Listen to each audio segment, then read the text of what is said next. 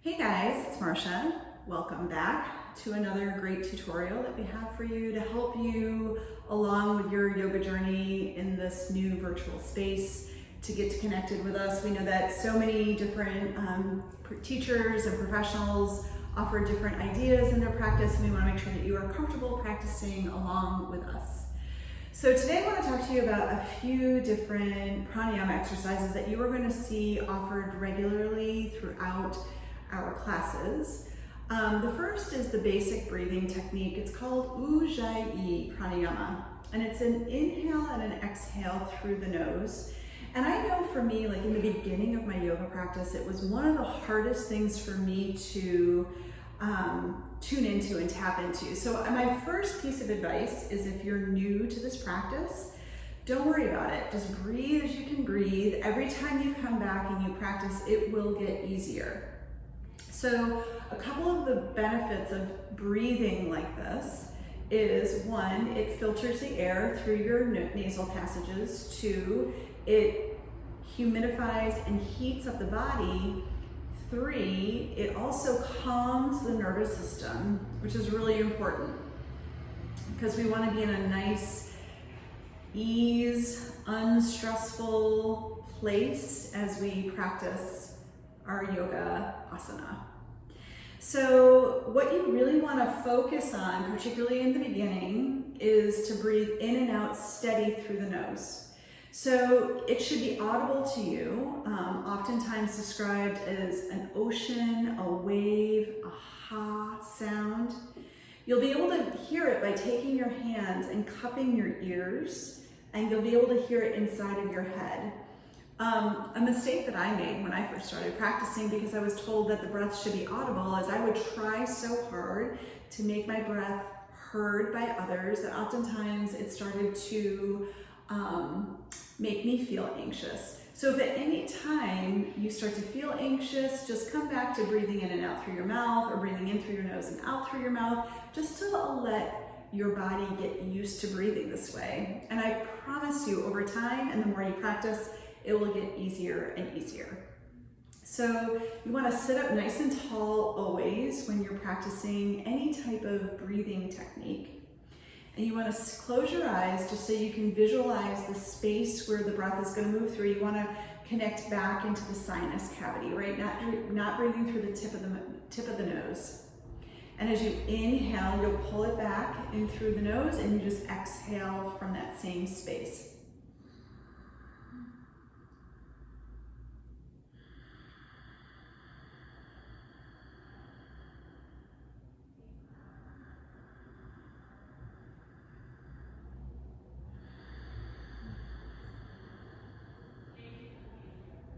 And you want to try to breathe in for a count of 4 and out for a count of 4. You want it to try to be equal. So Ujjayi means victorious, and Pranayama is breathing technique. So we are moving energy through our breath in a victorious way, steadying the breath, and your breath will then guide your practice. So usually you move with your inhale and your exhale, and really, again, remember that this is your time to cultivate your practice. So breathing in and breathing out really slowly this way is going to help you steady yourself for your practice, most importantly. And then as you gain more control over it over time, you will be able to breathe in for longer periods and exhale, right? Eventually you want to be able to take really nice, super full inhalations using our full lung capacity, filling up our respiratory system,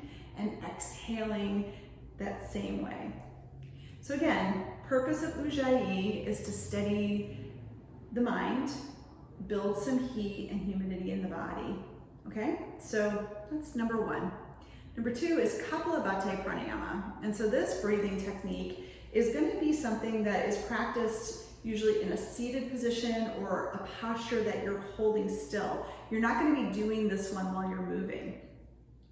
Kapalabhati Pranayama is really, it means skull polishing breath. So what you want to think about is that it's a breathing technique that connects the belly to the mind to help clear the mind, okay? So this one, again, can get a little tricky, but it's really exercising and pumping of the diaphragm. So it's a forced exhalation and a passive inhalation. The inhalation just automatically happens. So as you prepare, you are going to start by just breathing in nice and fluid, inhale, exhale through the nose. And this one is a forced exhale through the nose. Couple of tips. If this becomes too much, you can always do it through the mouth. You can go slow or you can go fast, right? And so you want to make sure that you are working within your own abilities and working within your own body's limitations that might be provided to you on a day-to-day basis. And when I say day-to-day basis, I really mean it, because some days you're gonna wake up feeling super full and strong and energized and everything's gonna be flowing, and then other days based on sleep, food, exercise, emotional status, energy that maybe you are giving too much of, it's going to affect things like how you're breathing and even how your practice looks. So the first thing I always tell people to do is sit up nice and tall and get some nice fluid breath going. And then I ask people to place their hands on their abdomen, because this is really going to like let this do the work, just like this. It's really funny to watch me do that just when I'm sitting here talking to you.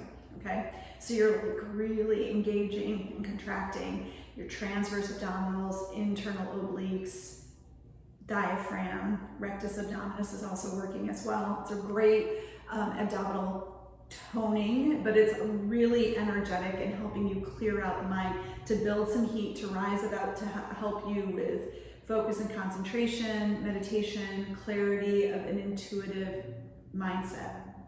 So let's take a couple rounds of breath in. And I like to let the air go just to get myself centered. Deep breath in. Deep breath out. We're going to begin. Inhale.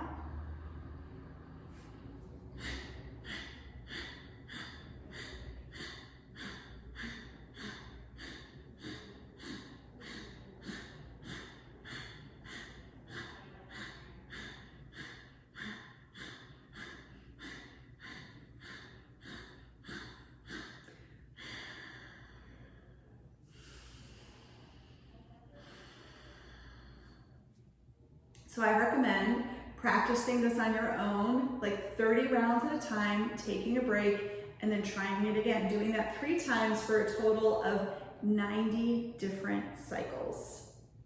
So those are 2 of the breathing techniques that you're gonna see often during class. And I hope that this information was helpful for you, and we're gonna be doing another one on a couple of the other pranayama techniques that you can also do to help you before you meditate, or help just relieve any stress throughout your day, to bring you back to center and to bring you back into your fullest potential. Thank you guys for joining us, and we'll see you on the mat.